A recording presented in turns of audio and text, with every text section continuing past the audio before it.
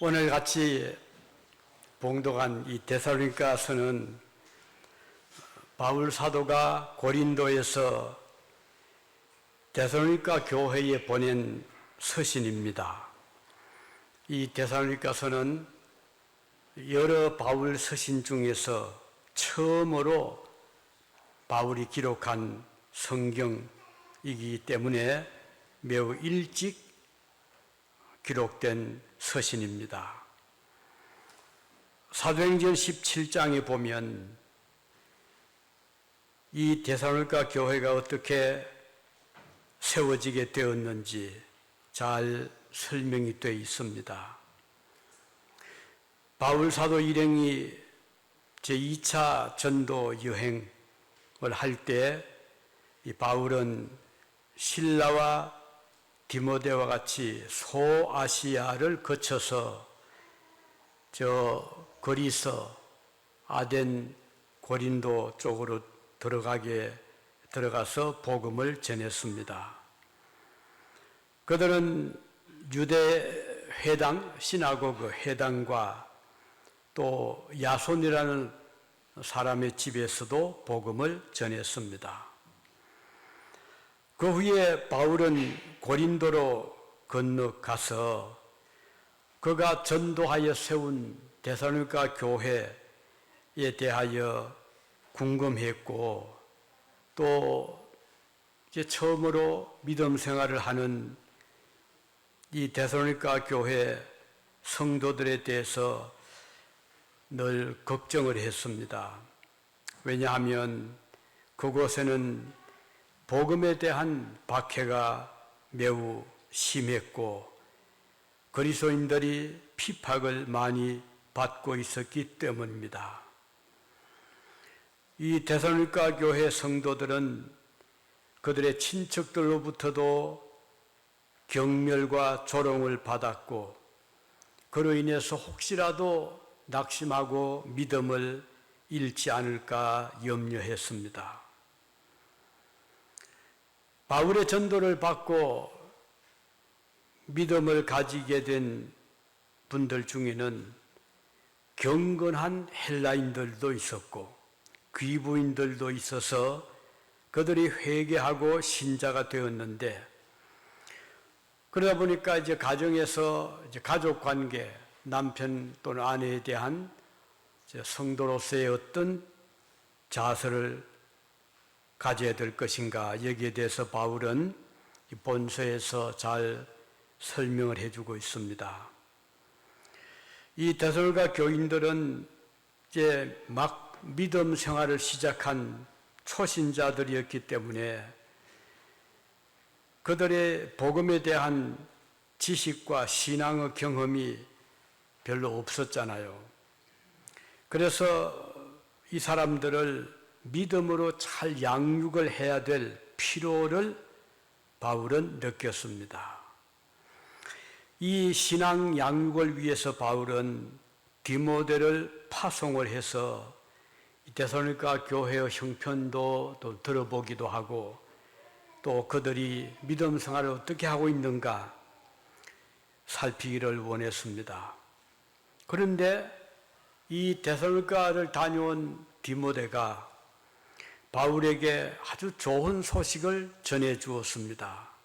교인들이 그 박해를 받으면서도 믿음을 저버리지 않고 신앙생활을 잘 한다는 소식을 들을 때에 바울은 큰 기쁨을 얻게 되고 힘을 얻었습니다.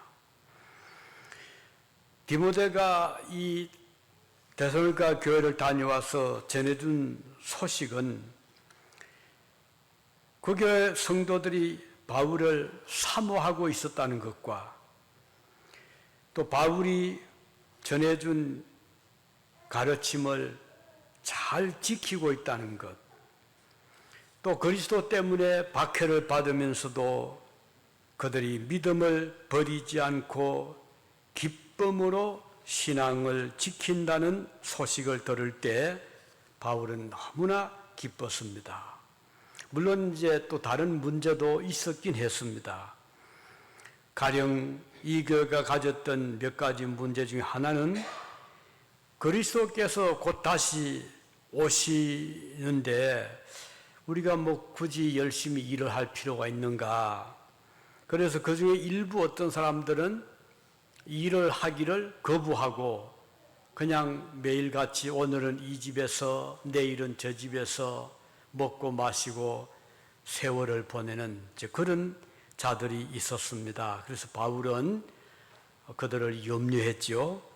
또 어떤 자들은 전에 믿지 아니할 때 가졌던 그런 하나님 없이 살아왔던 자기들 마음대로 아주 불법적으로 또는 부도덕하게 살았던 생활을 계속 벗어나지 못한 그런 소식도 들었습니다.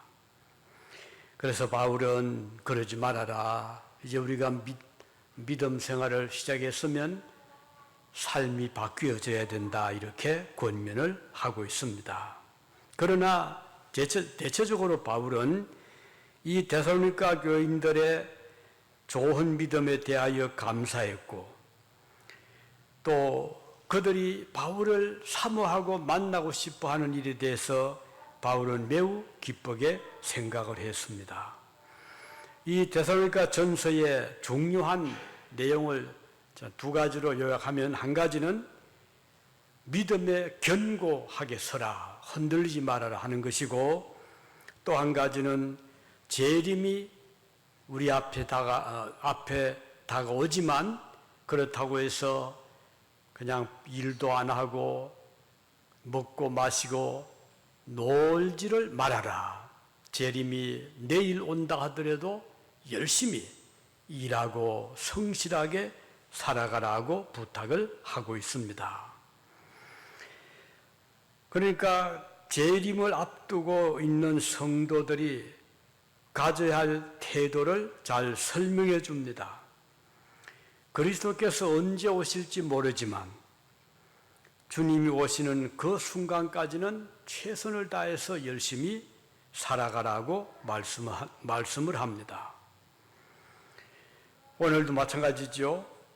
우리가 예수님이 언제 올지 모른다고 그냥 아무 관심이 없고 또 기다리지 않는 것도 문제고 또 그렇다고 예수님이 곧 오실 터인데 우리가 무엇 때문에 열심히 일을 해야 되느냐라고 하는 태도도 바른 태도는 아니라는 것입니다. 그래서 우리는 내일 설령 주님이 아니면 오늘 오신다고 해도 그 순간까지는 우리가 맡고 있는 일에 대해서 그것이 직장 생활이든 사업이든 믿음 생활이든 최선을 다하는 것이 올바른 태도다 이렇게 말씀을 합니다.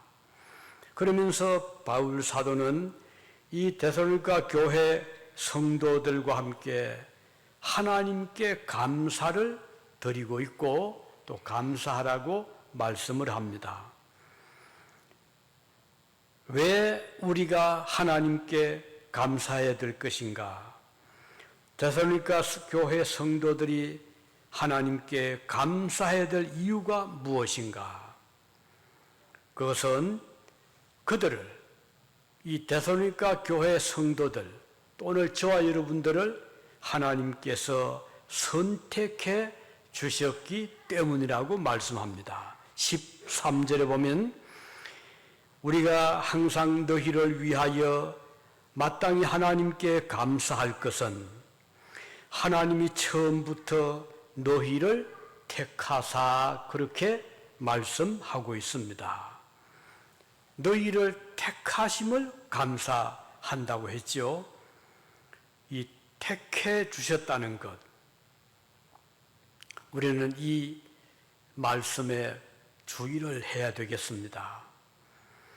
하나님의 구원은 우연히 이루어진 것이 아니라는 것입니다.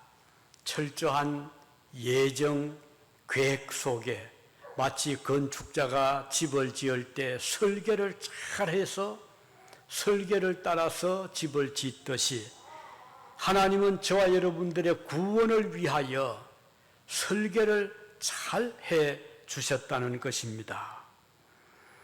즉 하나님의 완전한 구원의 계획과 설계가 먼저 있었습니다. 우리는 이것을 하나님의 예정이라고 말합니다. 하나님의 구원은 세밀하신 예정하심으로 진행이 되고 있습니다. 하나님의 예정의 뜻은 구원하실 그의 백성을 미리 정해 주셨다는 것입니다. 하나님께서 그의 백성으로 삼기 위하여 뽑아내신 백성이라는 뜻입니다. 이사야 선지자는 그의 글 이사야 43장에서 이렇게 말씀하고 있습니다. 많은 사람들 중에서 이스라엘을 지명하여 불렀다라고 말씀합니다. 그 지명하고 정하고 불러주셨다는 뜻입니다.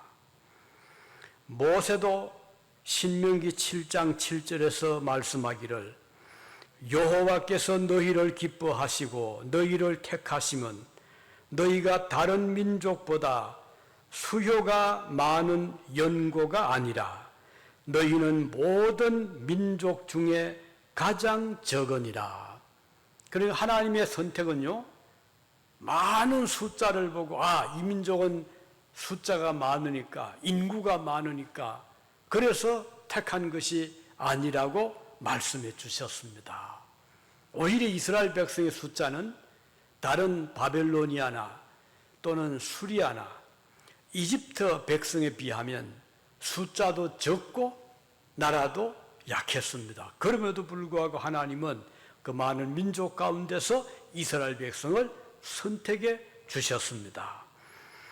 우리는 이 하나님의 선택을 보면서 하나님의 기준은 숫자가 아님을 알 수가 있습니다. 하나님의 마음에 든 백성은 비록 약한 존재라도 숫자적으로 적더라도 하나님은 그들을 선택해 주셨습니다. 우리가 가령 가게나 백화점에 가서 물건을 사려 할 때 거기 많은 물건이 진열되어 있잖아요. 그렇다고 해서 눈에 띄는 대로 다 사는 사람은 아무도 없어요. 꼭 마음에 드는 내가 좋아하는 그것을 그 중에서 골라서 선택을 하고 지불하고 사잖아요.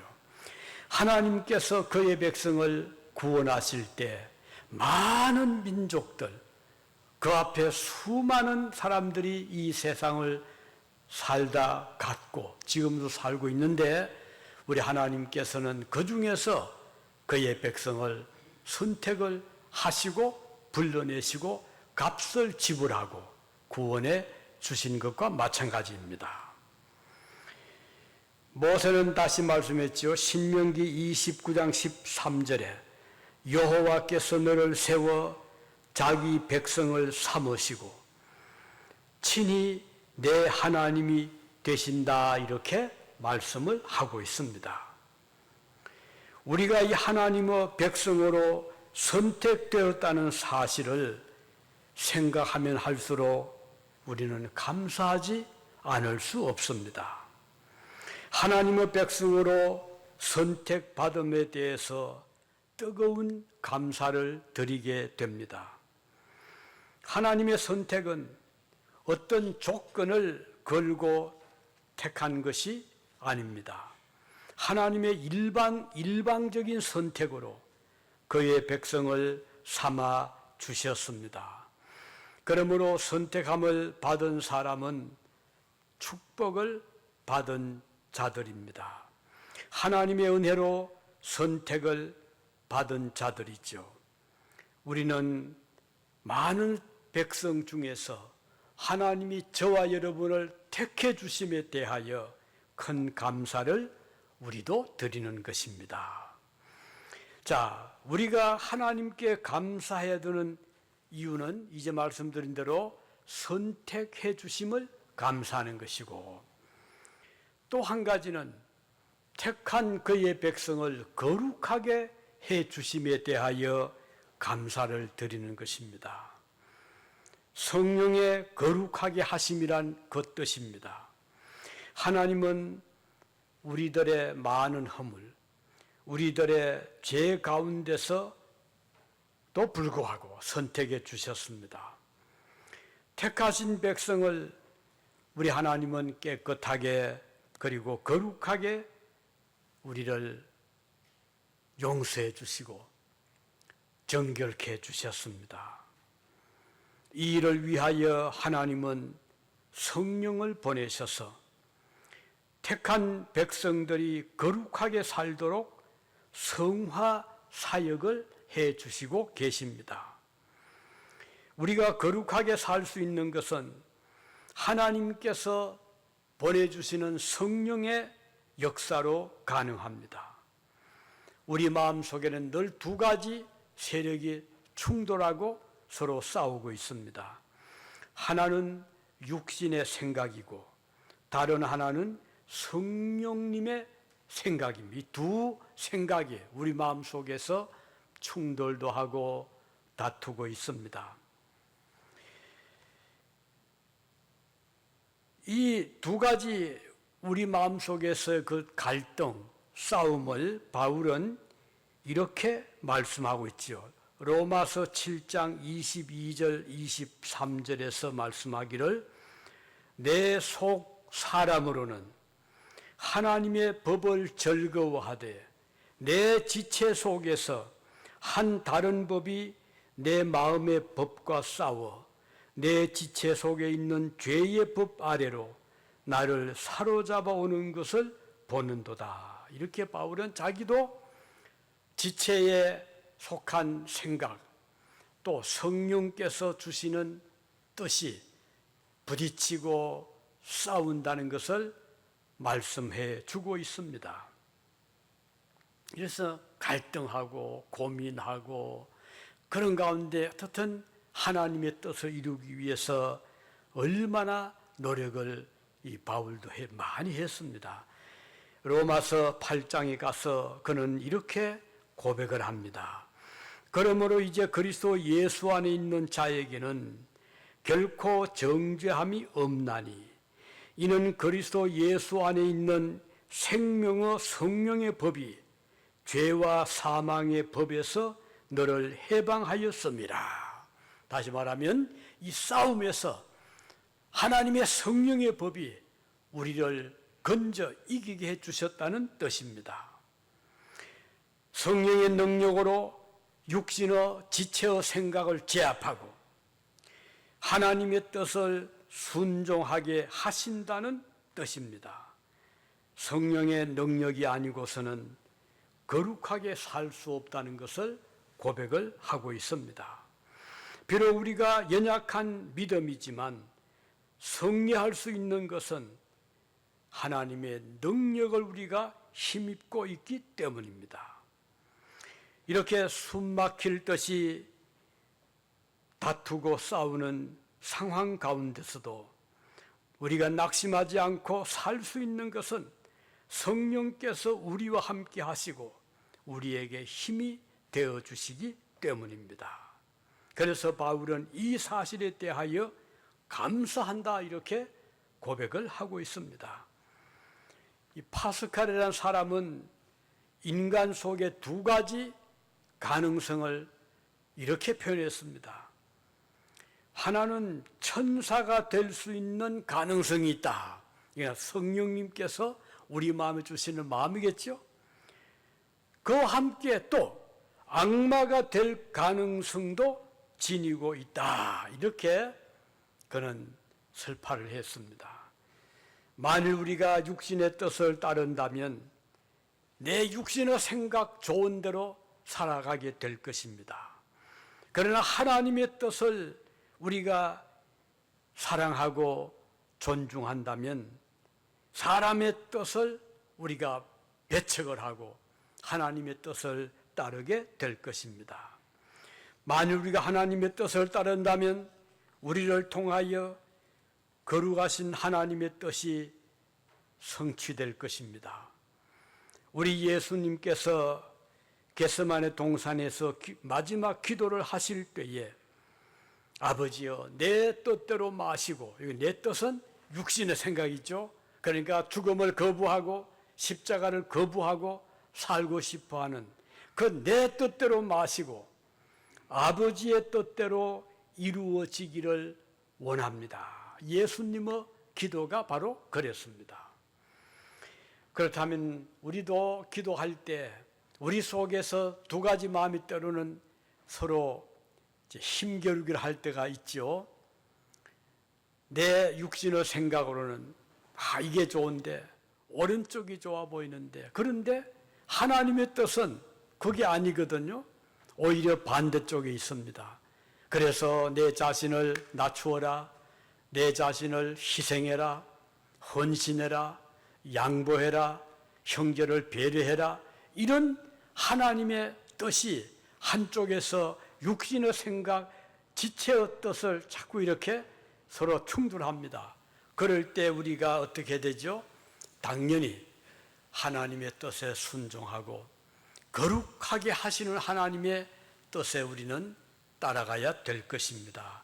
또 그렇게 할 수 있게 해주신 것을 바울은 감사했습니다. 지금까지 우리가 살아온 지난날을 돌이켜보면 내 뜻, 내 생각으로 이룬 것보다는 하나님의 은혜로 믿음 생활을 하게 된 것을 우리는 고백하지 않을 수가 없어요.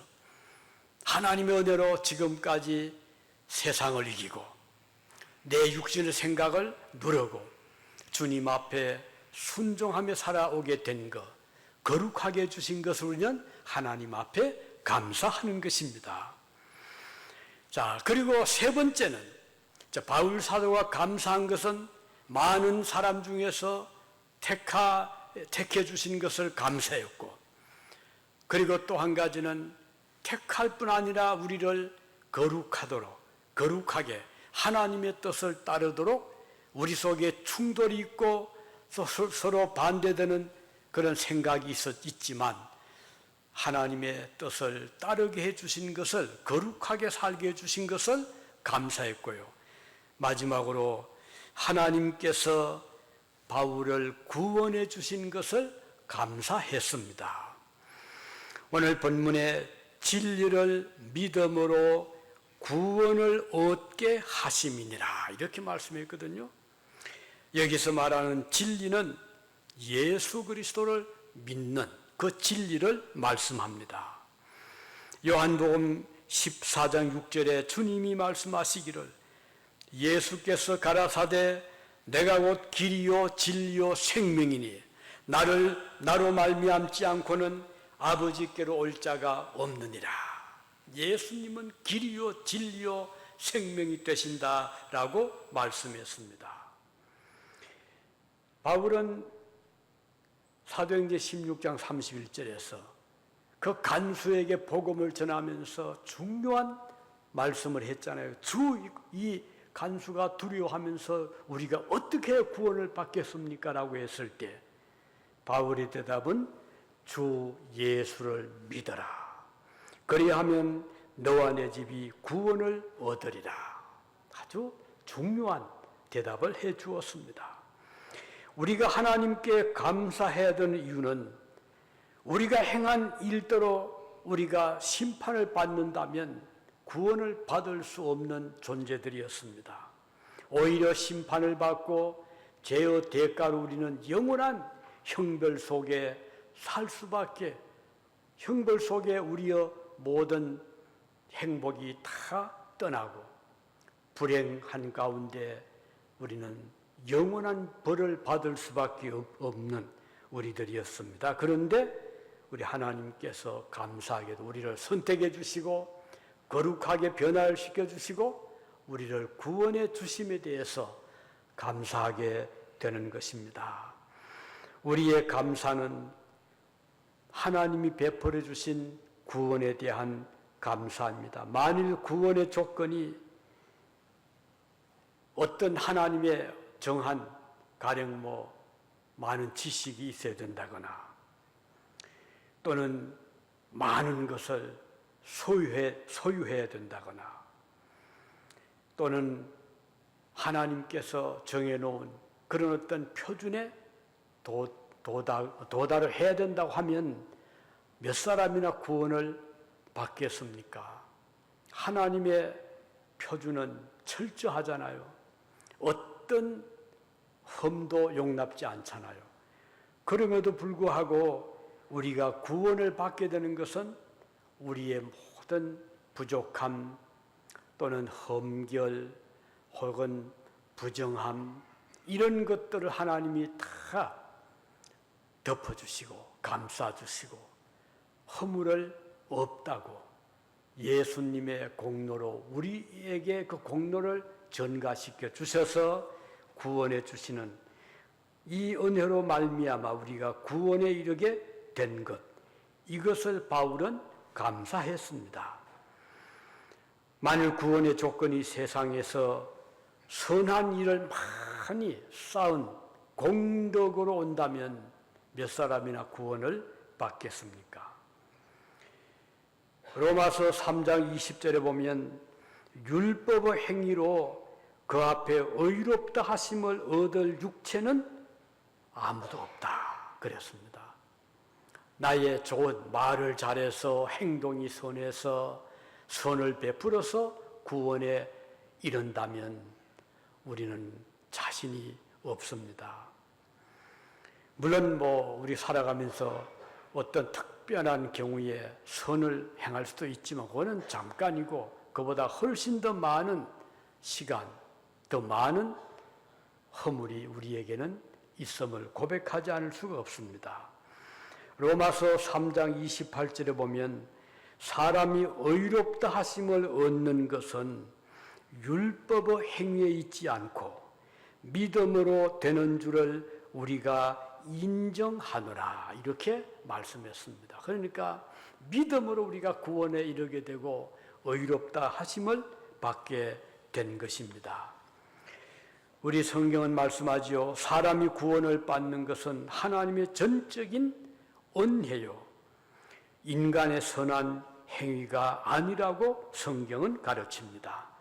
아무리 선을 많이 베풀어도 그 선이 우리의 불의를 다 덮을 수가 없기 때문입니다. 마르틴 루터 우리가 많이 듣잖아요. 독일의 신부였습니다. 1500년대 살았던 신부님이었는데 그는 자기의 구원에 대해서 확신이 없었어요. 그래서 구원에 이르기 위해서 노력을 많이 했습니다. 선행도 하기도 하고 고행은 자기 몸을 막 괴롭히는 겁니다. 고행을 하기도 했습니다. 1511년에 그는 로마로 순례를 갔습니다. 로마에는 그 바티칸 그 큰 성당이 있잖아요. 그래서 큰 성당에 가면 마음의 평안을 얻을까 해서 이제 1511년에 로마 바티칸으로 갔습니다. 그는 은혜를 받기 위해서 로마에 있는 그 성당, 그 바티칸뿐 아니라 또 다른 성당, 유명한 성당을 찾아다니면서 거기 열심히 기도하고 또 구원을 갈망을 했습니다. 그런데 마음의 평안이 없었습니다. 그는 수가라 성당에 찾아갔죠. 그곳은 성당이 높은 계단을 거쳐 올라가야 됩니다. 그것이 계단이 28개의 계단이 있었어요. 그런데 그 수도 성들이 그 계단을 걸어 올라가는 사람보다는 무릎을 꿇고 막 그 무릎에 그 상처를 받으면서 올라가는 자들이 눈에 띄었어요. 그래서 이제 왜 그럴까 보니까 고행을 하는 거예요. 자기 몸을 지금 괴롭히는 거예요. 내가 그동안 지은 이런 죄 저런 죄 하나님 이 고행을 보시고 용서해 주십시오 하면서 무릎에 피를 흘리면서 그 28개 계단을 막 올라가고 또 내려오고 이렇게 반복하는 거예요. 그래서 루터는 나도 고행을 하면 하나님 용서를 해 주실까. 그래서 루터도 그 다른 그 수도자들처럼 그 28개 계단을 무릎을 꿇고 이제 올라가기를 이제 시작을 했습니다. 그런데 얼마나 그 힘들어요. 뭐 무릎이 까지고 또 피도 나고, 그런데도 마음에 평안이 없는 거예요. 하나님께서 이제 됐다라는 어떤 사인도 없고 그런 마음의 평안도 없고, 그래서 또 올라가고 해도 아무런 무슨 흔적도 없고 마음의 어떤 시원함도 없고 평안함도 없었습니다. 그러는 중에 루터의 마음속에 번개처럼 탁 와닿는 말씀이 생각이 났습니다. 그게 뭔고 하니 의인은 믿음으로 사나니 하는 말씀이었어요. 그 말씀이 마음에 와닿는 순간 그는 마치 그 밝은 빛을 보고 깨닫는 것처럼 그는 깜짝 놀랐습니다. 내가 구원에 이르는 용서를 받는 것은 내가 이런 고행을 하거나 나를 괴롭히거나 이런 데서 오는 것이 아니고 하나님의 은혜로 믿음으로 구원에 이르는 것이다. 그런 깨우침을 그는 받고 독일로 돌아가서 1517년에 그는 유명한 그 믿음으로 구원받는 그러한 아주 중요한 성경의 내용을 가지고 토론을 하자. 그래서 독일에 있는 또는 로마 그 제국에 있는 모든 누구든지 토론을 하자. 구원에 이르는 길이 뭔가? 고행인가? 선행인가? 어떤 업적인가? 아니면 믿음인가? 그렇게 이제 그 성당 문에다가 그 토론의 제목을 딱 붙여놓고 제안을 한 그런 역사가 있었습니다. 그래서 루터가 깨달은 것은 우리가 구원을 받는 것은 나를 괴롭히는 고행을 하고 금식을 하고 철야를 하고 수도원에서 일생을 산 그런 공로 때문에 구원받는 것이 아니고 나를 위해서 목숨을 바쳐주신 예수님을 믿는 믿음으로 비록 나는 선행이 없고 업적이 없고 공적이 없지만 용서를 받고 구원에 이르게 되는 것이다 하는 유명한 의인은 믿음으로 구원을 받는다는 그 놀라운 진리를 깨닫고 전 유럽에 전하게 되었습니다. 이것이 개신교의 출발입니다. 그래서 가톨릭 교회와 개신교의 차이는 여기에 있습니다. 가톨릭 교회에서 아직까지도 그 교리를 그대로 가지고 있어요. 그래서 공덕을 강조합니다. 사람의 공로를 강조해요. 그래서 사람이 죽을 때 많은 제물을 드리면 그게 업적이 되어서 연옥에서 천국으로 올라간다고 또 가르치기도 하고. 그러나 우리 개혁교회는, 개신교회는 우리가 구원받는 것은 인간의 공로가 구원에 이르는 어떤 그 공이 되는 것이 아니다. 십자가에 못 박혀 죽어가던 강도가 언제 선을 베풀 그런 기회가 있었나요? 그럼에도 불구하고 예수님은 자기를 향해서 예수여 당신의 나라 임할 때 나를 기억해 주시오라고 고백하던 그 강도를 보고 주님 뭐라고 하셨죠? 네가 오늘 나와 함께 낙원에 있으리라. 이 강도는요 살아나가서 선을 베풀 기회가 전혀 없었어요. 그는 지금까지 살아오면서 남을 괴롭히고 목숨을 빼앗고 온갖 악을 행해왔던 사람이었습니다. 그렇지만 그가 예수님께 자기의 죄를 고백하고 용서를 구하고 주님께 간구할 때 예수님은 그 강도를 보고 네가 왜 그런 죄를 지었느냐, 너 회개하라, 그렇게 막 강도를 보고 강요하지 않고 네가 오늘 나와 함께 낙원에 있으리라. 바로 이것이 우리가 믿는 믿음으로 의롭게 되는 중요한 진리요 교리입니다. 따라서 오늘 그러면 우리가 뭐 굳이 선한 일을 하려고 할 게 없지 않습니까? 왜 우리가 애써가며 고생하며 희생을 해야 되고 또 하나님 앞에 뭐 우리 몸을 드려야 되고 섬겨야 되고 사랑을 베풀어야 되고 헌금을 해야 됩니까? 이렇게 혹시 또 질문할 수 있을지 모르겠어요. 그렇지만 우리 그리스도인들이, 우리 성도들이 하나님 앞에 헌신하고 열심히 봉사하고 또 자기를 희생하고 헌신하는 것은 구원을 받기 위해서 하는 것이 아니라는 것입니다. 오늘 저와 여러분들이 주님을 위해서 일생을 바치고 선교 사역에 힘쓰는 것은 우리가 받은 구원의 은혜에 대한 리액션, 반응, 감사의 결과입니다. 우리가 구원받기 위해서 선을 베풀고 헌금하는 것이 아니라 이미 나를 위해서 십자가에서 목숨 바쳐주신 예수님의 은혜를 생각할 때 감사하여 주님 앞에 우리가 나의 삶을 드리고 재능을 드리고 겸손히 섬기고 헌물을 하고 헌금을 하고 이것이 우리의 살아가는 우리의 태도입니다. 다시 말하면 성도들의 헌신과 봉사와 희생은 구원을 받기 위한 조건이 아니고 받은 구원에 대한 감사의 결과라 이렇게 보는 것입니다. 그러므로 오늘 우리 그리스도인들은 설령 주님 앞에 아무 공로 없지만 나 같은 죄인을 사랑해 주시고 선택해 주시고 거룩하게 살게 해주시고 용서해 주신 하나님의 은혜에 대하여 무엇으로 그 은혜를 보답할까? 내가 아무것도 안 해도 천국에 들어갑니다. 그렇지만 우리가 받은 은혜를 생각하면 그냥 가기는 좀 부끄럽잖아요. 그래서 주님을 위해서 어떻게 그 주님의 은혜를 좀 갚을까?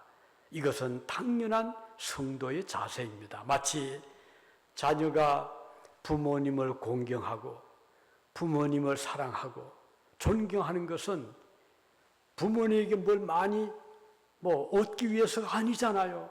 이미 자녀는 부모님께 많은 생명도 부모님으로부터 받았잖아요.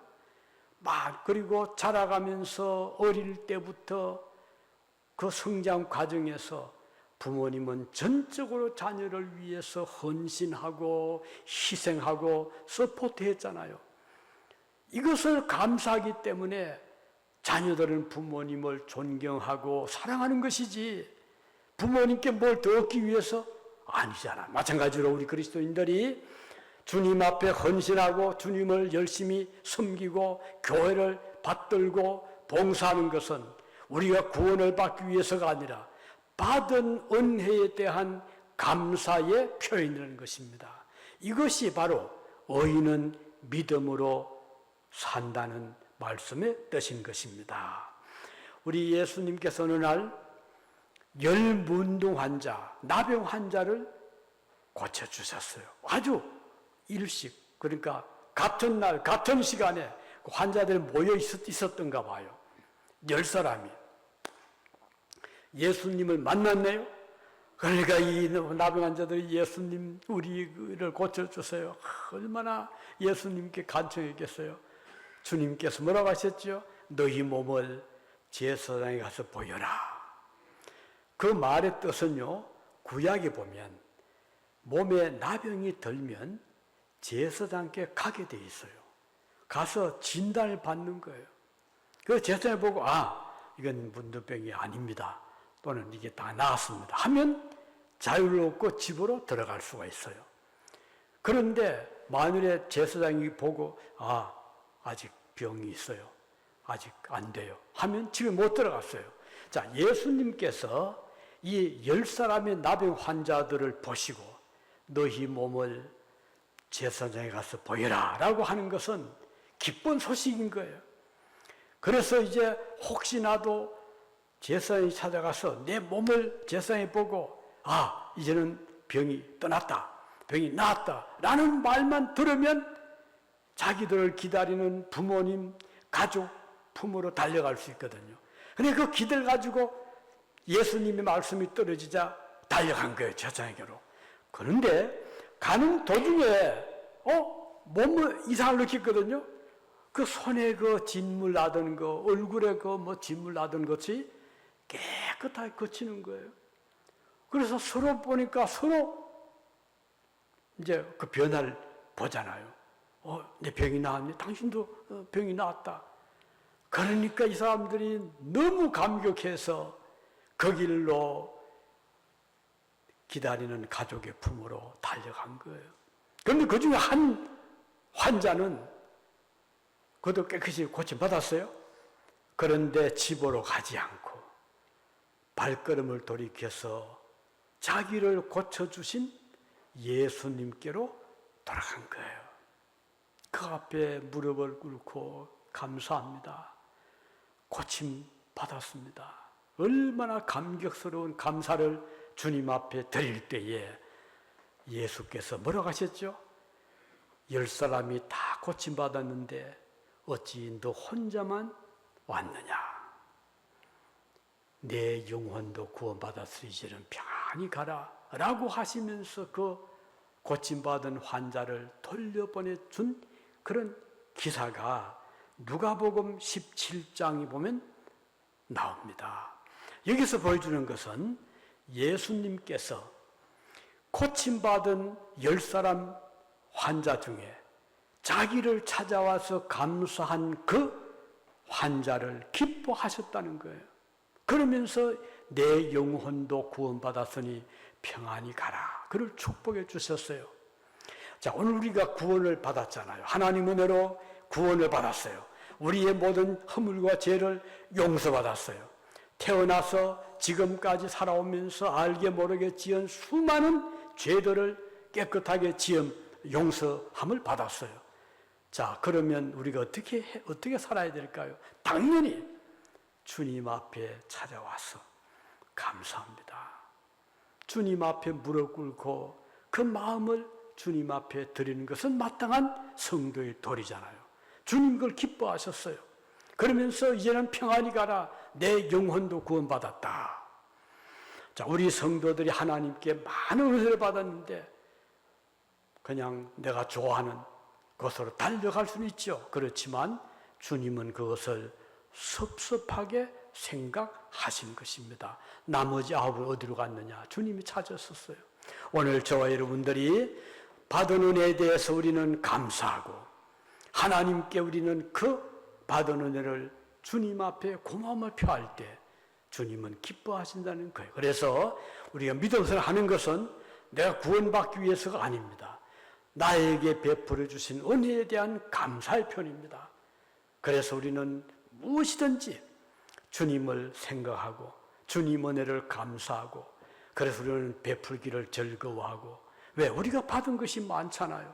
배려를 해주고 헌신을 하고 주를 위해서 모든 것을 기쁨으로 드리는 이런 삶은 성도의 마땅한 삶이라는 것입니다. 자, 우리 11월 달은 우리가 너무 피부를 느끼잖아요. 얼마나 아름다운 자연, 또 향기로운 과일들, 곡식들 얼마나 좋잖아요. 한국도 그렇지만 미국도 보니까 요즘 얼마나 풍성한 결실이 맺히는지 우리가 어떻게 되겠어요? 하나님께 감사를 드리고 무엇보다도 우리를 구원해 주신 청교도들이 미국 땅을 밟고 그 혹독한 긴 대서양의 그 항해길을 참 거쳐서 동부의 그 추운 겨울에 정착을 하면서 그해 겨울을 지나고 봄을 맞이하고 인디언들에게 배운 기술로 옥수수를 심고 곡식을 뿌려서 그 이름의 첫 곡식을 거둔 그 11월 달에 그들은 감사의 제사를 드렸습니다. 오늘 여러분과 저도 이제 감사하는 이 귀한 마음을 꼭 간직하고 평생을 살아가시기를 바랍니다. 기도하시겠습니다.